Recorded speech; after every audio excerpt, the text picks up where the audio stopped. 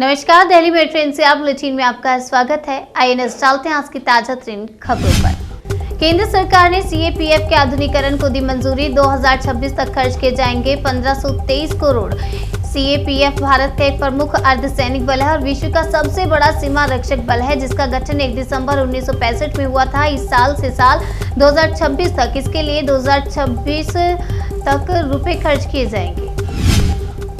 Ukraine में फंसे 17,000 भारतीयों को निकाला जा चुका है। कोर्ट में बोले एजी, अब अगले हफ्ते होगी सुनवाई। सीजेआई ने कहा कि 2 जनहित याचिकाएं हैं। फातिमा आहना और विशाल तिवारी की दोनों याचिकाएं सूचीबद्ध हैं।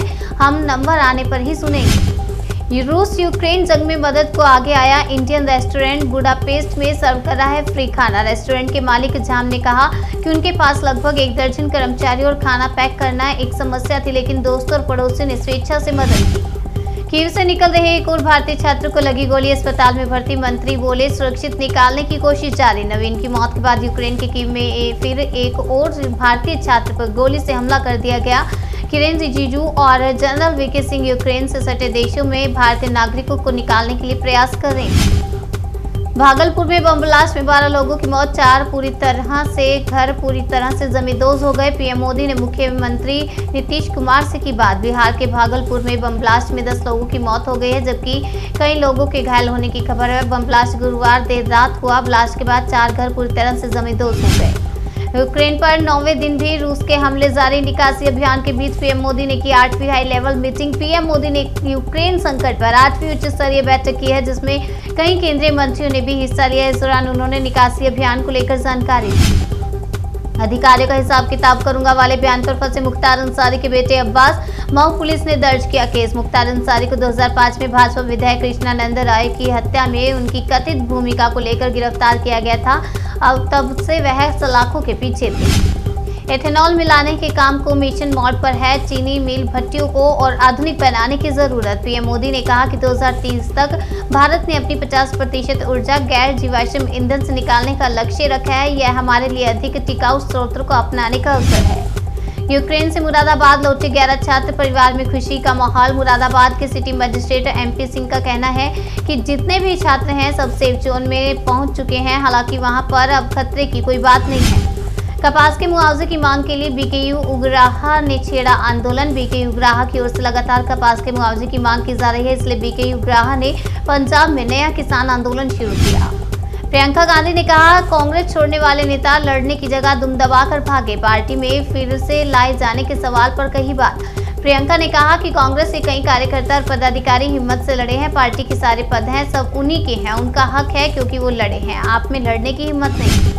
राजभर का योगी परिवार बोले 10 मार्च को 10 बजे गाना बजेगा, मेरे अंगने में तुम्हारा क्या काम। ओम प्रकाश राजभर ने कहा 80 और 20 की बात करने वाले नेता 10 मार्च के बाद बनारस के 80 घाट पर राम नाम सत्य है का नारा लगाते नजर आएंगे। यूक्रेन क्राइसिस से कच्चे तेल की कीमत में लगी आग। जेपी मॉर्गन का अनुमान $185 तक पहुंच सकता है crude oil. Investment banker Morgan Stanley का कहना है कि अगर रूस से तेल की सप्लाई आगे भी बाधित रहती है तो इंटरनेशनल मार्केट में कच्चा तेल $185 के स्तर तक पहुंच सकता है। चंदौली में बोले सीएम योगी, रिजल्ट आने से पहले ही एसपी बीएसपी के नेता कटाने लगे विदेश का टिकट। उत्तर प्रदेश में 7 चरणों में विधानसभा के चुनाव जारी और अब तक 6 चरणों के चुनाव हो चुके हैं और अब 1 चरण का चुनाव बाकी रह गया। अंतिम चरण के लिए 7 मार्च को मतदान होना है, जबकि मतगणना 10 मार्च को होगी। लालू की याचिका पर हाईकोर्ट में सुनवाई। दस्तावेज में खामियां पाए जाने के बाद बेल या जेल पर नहीं हो सकेगा फैसला। आपको बता दें इस पर फैसला नहीं हो सका है। 10 मार्च को अगली सुनवाई होगी। झारखंड हाईकोर्ट मामले में लालू प्रसाद की याचिका पर सुनवाई हुई। लालू प्रसाद को जेल या जमानत पर फैसला आज नहीं हो सका। कोर्ट ने दायर याचिका में कुछ खामियां पाई। मामले में अगली सुनवाई 11 मार्च को होगी।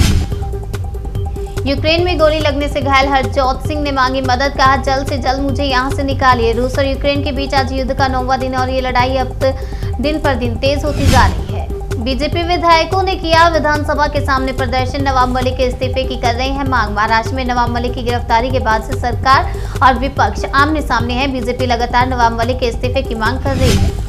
स्टॉक मार्केट में आज फिर गिरावट से निवेशकों को लगी चपत। शुरुआती ट्रेड में ही 4 लाख करोड़ रुपए से ज्यादा गंवाए। शेयर बाजार में आज फिर निवेशकों को चपत लगी और उनके 4 लाख करोड़ रुपए से ज्यादा साफ हो गए हैं। घरेलू शेयर बाजार की गिरावट में सेंसेक्स एक समय 1100 अंक से भी ज्यादा टूट गया था। दिल्ली मेट्रो एनसीआर बुलेटिन में फिलहाल इतना ही। तब तक के लिए मुझे दीजिए इजाजत और देखते रहिए नेशनल इंडिया न्यूज।